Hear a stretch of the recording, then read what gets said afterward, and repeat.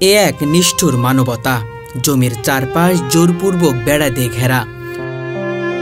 তাই বৃদ্ধা বিধবা শামসুন্নাহারকে গাছ বেয়ে টিনের উপরে উঠে ঝুঁকিপূর্ণ মই ব্যবহার করে জীবনের ঝুঁকি নিয়ে বাড়ি থেকে বের হতে হয় এবং একইভাবে আবারও ঢুকতে হয়।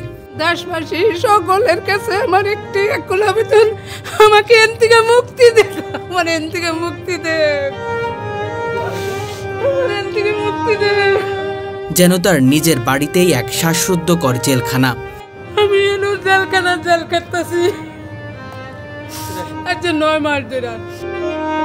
গেট দিয়ে বের হওয়া এ এক অসম্ভব স্বপ্ন হয়ে দাঁড়িয়েছে। যেন বাংলা সিনেমার ভয়ঙ্কর দৃশ্য বাস্তবে জীবন্ত হয়ে উঠেছে।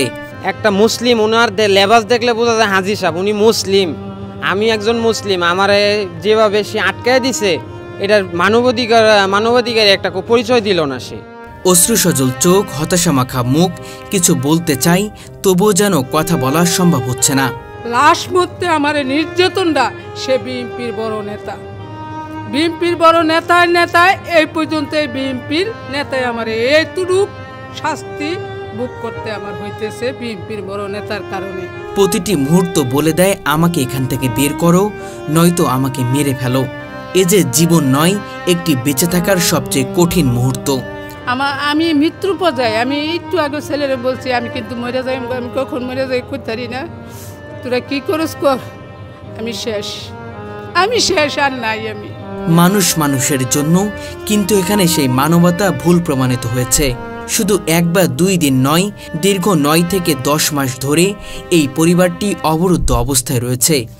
আমাদের এই 8-9 মাস যাবত আমাদের খুবই কষ্ট হইতেছে। আমার আম্মু তো পুরোপুরি অসুস্থ হয়ে গেছে। আম্মুর মহিলা মানুষ, এভাবে মই দিয়া উঠা গাছ বাইয়া, আমি তো কষ্ট হইতেই আছে, আমারটা তো আর কোয়া যায় না, আমারটা মহিলার সামনে তুচ্ছহীন। আমার আম্মুর অনেক কষ্ট হইতেছে, আমার আম্মুর অনেক অসুস্থ। বাট ম্যাজিস্ট্রেট স্যারে জানাই, সবাইরে জানাইছি, টিউনো স্যারে জানাইছি, মেয়র স্যারের কাছে অভিযোগ আছিল, থানায় জানাইছি, কেউ কোনো সমাধান দিচ্ছে না।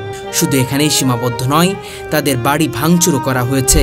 আপনি বাড়িতে দেখেন, এই দেন ভাঙছে, এই দেখেন কিভাবে ভাঙছে। এই যে গ্রিলটা কিন্তু আলগা, এই গ্রিলটা আলগা, গ্রিলটা নিরাপত্তার লেগে আমার ছেলে আবার লাগাইছে।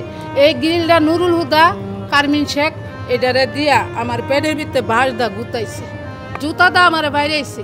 বিধবা নারী শামসুন্নাহার, বয়স 60 পেরিয়েছে। প্রতিটি মুহূর্তে মৃত্যুর যন্ত্রণা ভোগ করছেন। 9 মাস যাবত এই বেড়াটা দিছে।